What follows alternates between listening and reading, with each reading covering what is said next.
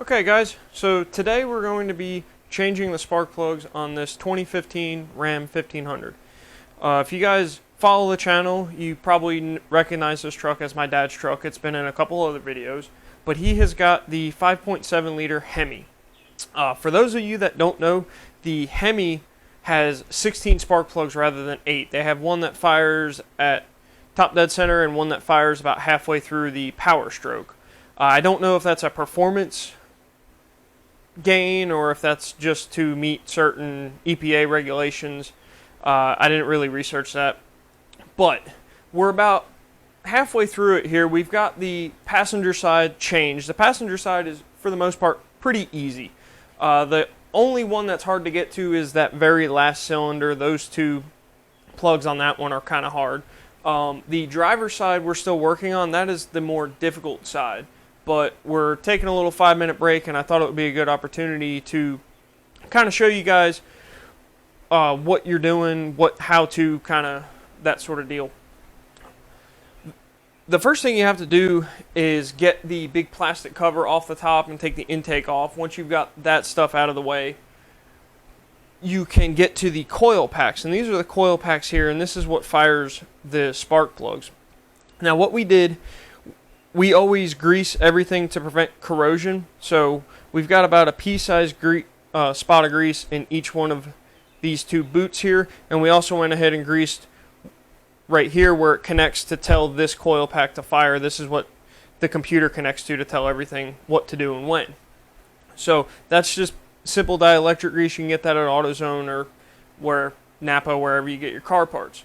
The other thing is, these are the spark plugs here.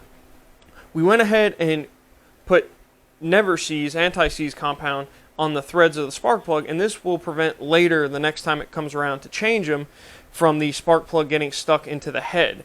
Now, if you can see here, I just put a blob on here, which is fine. As you screw that in, the threads will move it around and coat the entire surface.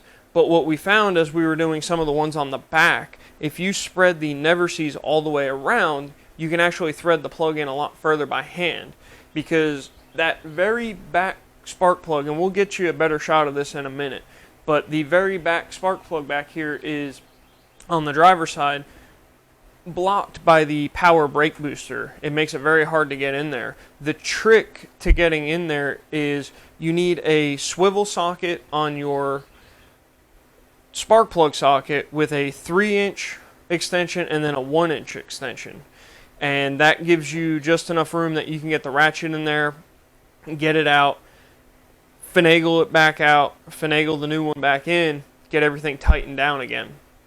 One thing that we did find, if you have a ratchet that has the button on the back of it, you have to push the button on the back of the ratchet.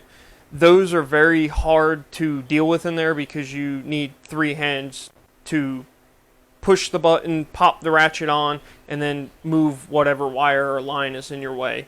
So if you have one of the ratchets that doesn't have that, that's a lot easier to work with. We're going to go ahead and get in here. We'll show you a couple of shots of the engine bay. We'll get these last ones changed out. I do know right now he's getting about 23 miles to the gallon, and I'll probably come back and update this video to let you guys know if there is an increase in fuel mileage with going to the iridium spark plugs, or if it stayed the same, what have you. So that's all for right now, and we'll see you on the other side. Okay guys, so this is under the hood. As you can see, like I said before, we have the cover off right here. We've got the intake out of the way. This is what I was talking about on the driver's side. You just have a lot going on over here, and actually the very last spark plug, or 2 spark plugs rather, are all the way back here, and this power brake booster is in the way.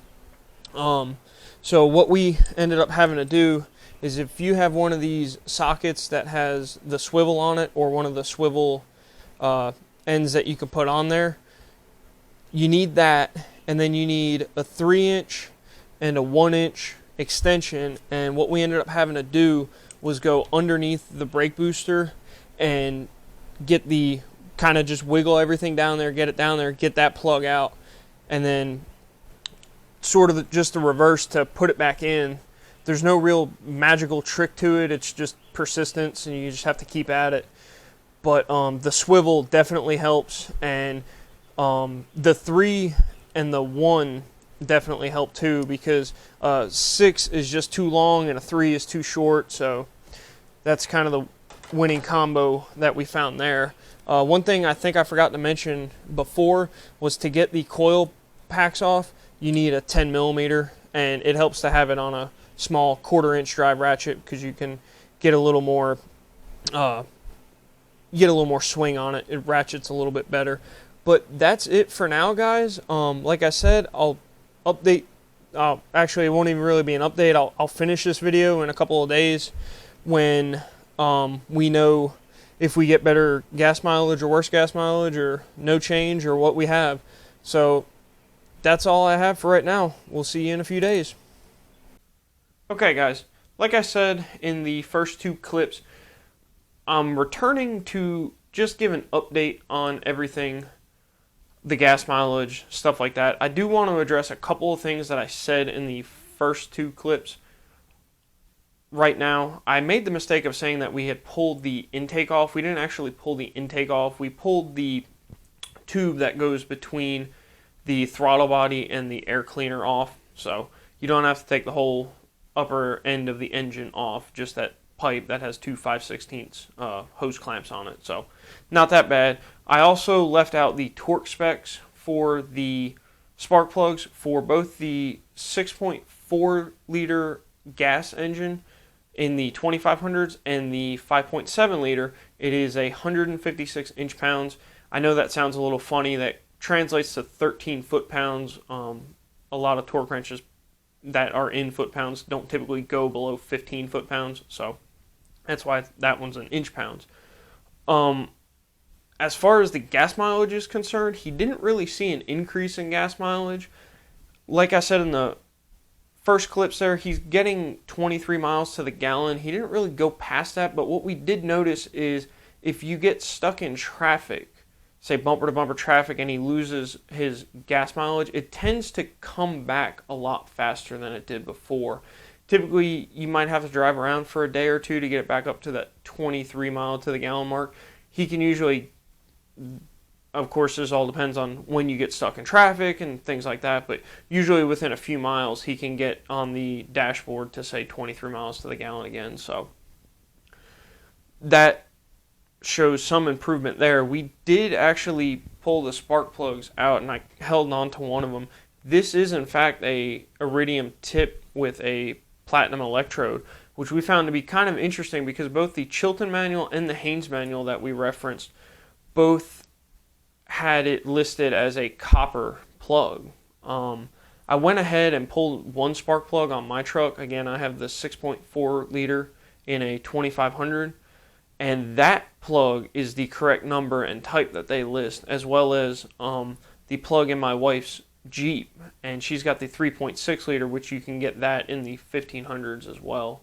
So we found that kind of to be interesting. Now, we have heard on the 2015 model that they did a lot of things different on that. It's sort of a one-off, and we're not really sure why exactly these were iridium. He's owned it since day one, so nobody else has worked on it or anything like that. So found that rather interesting, but I'm not going to beat this one to death.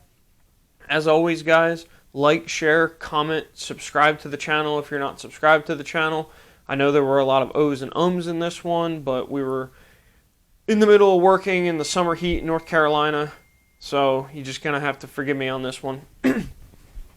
But as always, guys, stay safe out there, and we'll see you on the next video.